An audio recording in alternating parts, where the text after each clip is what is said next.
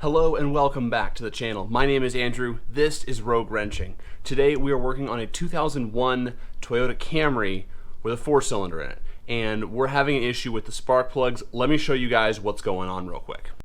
Before we get started, let me give you a little bit of background on this car. This car is my brother-in-law's first car, and we just picked this up yesterday, and it has some problems. Let's take a look.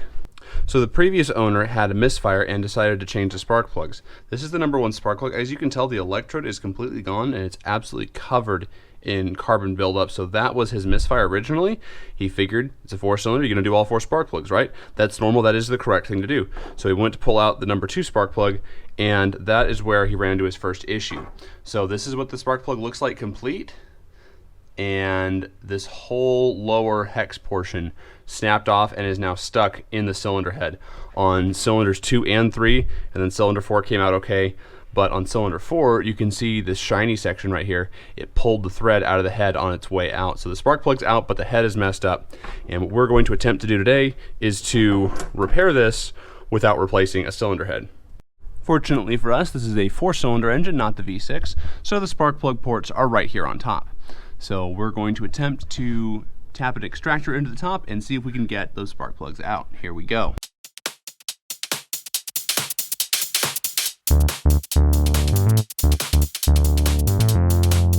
After a few failed attempts with the RBRT hex bits, we resorted to a classic style easy out extractor, and we were able to get one of them out so far. So we're using an extractor with a tap socket. I went ahead and pulled the valve cover and the spark plug tubes off so that we had a little bit better access and we could see what's going on. So now we're working with these holes instead of the big long tubes that stick up to there. So at this point we got one out, and these threads actually look okay. We might be able to get away with just doing a thread chaser and then fresh spark plugs going back in, and might not even need the inserts at all. So that would be super cool if that was the case. But like I said, we got that one extracted out, no damage to the cylinder head. That spark plug thread hole is good, and let's try the other one. Okay, so where we're at is, it's a little bit later now, and I've made 3 or 4 trips to the auto parts store and to work to get tools, and it's been a pain. But let me show you kind of where we're at and what the next step is and what's going on with this project. Using a snap-on easy out, I was able to extract both cores, so that one and then that one right there. Got both of those out with the ratchet. Now, to get down in there, I wanted to have as short of an extension as possible, so I went ahead and pulled the valve cover as well as the spark plug tubes. Those spark plug tubes just unscrew like a normal bolt would. They are a correct or right-hand thread, so they come out pretty easy. You're gonna wanna make sure that you use a Teflon type seal, something kind of like this, when you put it back together if you take those apart. And looking at the cores that came out, they don't appear to be badly damaged. Obviously that little piece there I bent getting the extractor out of it, but the cores don't appear to be that badly damaged. And looking at the other spark plugs, the threads are not that bad. So I'm going to attempt to use a thread chaser to clean up the threads and then just install new spark plugs with some anti-seize, and that should solve our problem. So that's what we're gonna do next, and we'll see what happens if the spark plugs go in nice and torque up. Again, I'm gonna be using a torque wrench, which is why we have this guy, the snap-on torque instrument, so that we can very precisely set torque and not have this issue again next time the spark plugs need to be changed. So that's where we're at. We're going to run thread chaser down through all 4 holes just to make sure everything is clean and ready to go. And then I'm going to install 4 new spark plugs with anti-seize on the thread so that this doesn't happen again. And then torque them to spec. If everything torques up and looks good, put a valve cover gasket on it and fire this thing up and see how she runs.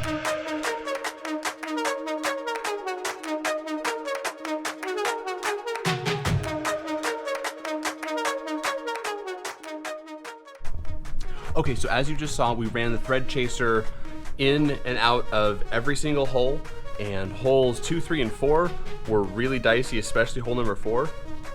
But basically what I did is I ran the thread chaser all the way down and all the way back up, enough times to where I could do it by hand all the way down and all the way back out to make sure that these are going to go in smoothly. So we're going to put a little bit of anti-seize on our spark plugs, and then we're going to go ahead and install them. We're going to use the snap-on torque wrench, and we're going to torque them to exactly 13 foot-pounds, which is the factory spec for this car. I believe these plugs were likely over-tightened by whoever did the spark plugs last time. So we're going to not do that. We're going to use the correct lubricant, and then we're going to torque them to the factory spec, which again is 13 foot-pounds. Let's go. So with this packet of anti-seize, you're just going to kind of want to mush it around a little bit to make sure everything inside is nice and mixed. And then once that's ready, tear the top corner of the packet right there, and it should give you a little spout to put the anti-seize on the spark plugs. Just a little dab there, and then take your finger and smear it around. That way it's all in all those threads. Beautiful. Look at that. That's what it's supposed to look like. Now that we have all the spark plugs lubricated up, we're going to go ahead and install them into the vehicle. To install them, you're going to want to start them by hand first, and these should thread almost all the way in by hand, and always start by hand before you put any kind of a tool on it so that you don't cross thread the spark plugs. I don't think these previous spark plugs were cross threaded, but if you do cross thread the spark plugs, you will have a heck of a time getting them out, and you'll damage the cylinder head. So always start spark plugs by hand, and then go to hand tight with a small ratchet, and then put your torque wrench on it and set the torque.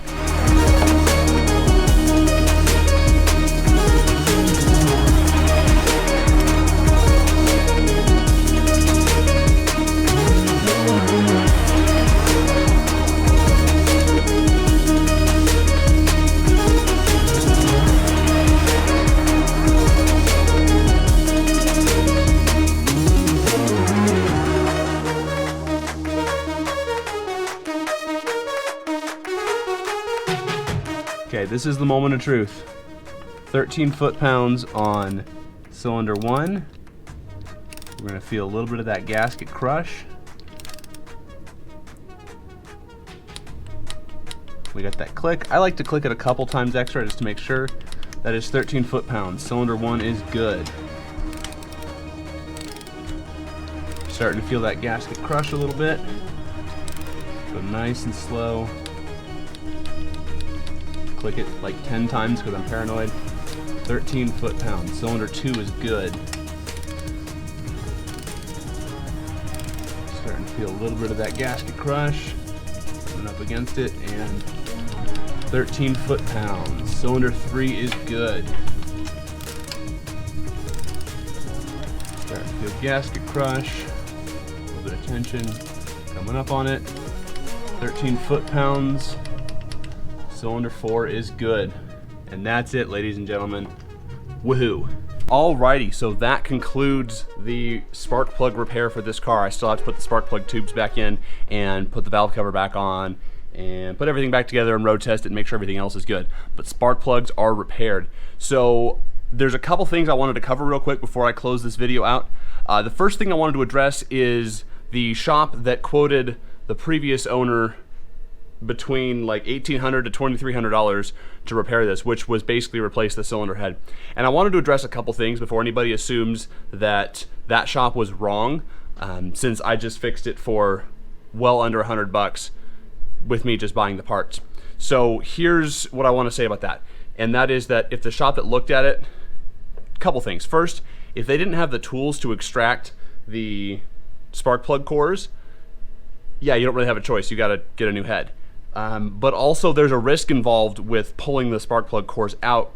If they were cross-threaded, it could have done damage that might not have been repairable with the Ford insert that I was going to attempt to use originally. So effectively, the reason that this worked for me is because I wasn't afraid of the cylinder head going bad, meaning this car needs to be fixed either way, and it might need a cylinder head. And at this point, effectively, it needs a cylinder head, but if I can save it trying something else, that's awesome.